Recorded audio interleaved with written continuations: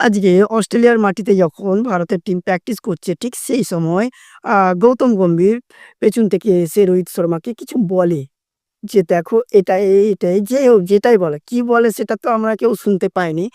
আ অনেকে অনেক রকম কুমন্তব্য করছে যে, "এরকম দিচ্ছে, তুমি এভাবে খেললে আউট হয়ে যাবে।" যে যেরকমভাবে হচ্ছে। তো যাই হোক, আশা করি কখনোই সেরকমটা নয়। আ প্রত্যেকেরই নিজের মত প্রকাশ করছে। কিন্তু সেরকম কোনো খারাপ ইঙ্গিত কখনোই গৌতম গম্ভীর দেয়নি। আশা করি দিবেও না। রোহিত শর্মা সেও কিন্তু মন দিয়ে গৌতম গম্ভীরের কথাগুলো শুনছে। এটাই একটা দেখতে খুব সুন্দর লাগলো যে কোচ আর যতই তাদের মধ্যে একটা রিষারিষি হোক না কেন, যেহেতু রোহিত শর্মাকে দল থেকে ক্যাপ্টেন থেকে বাদ দিয়ে দেওয়া হয়, সেটা নিয়ে তো একটা সমস্যা চলছেই।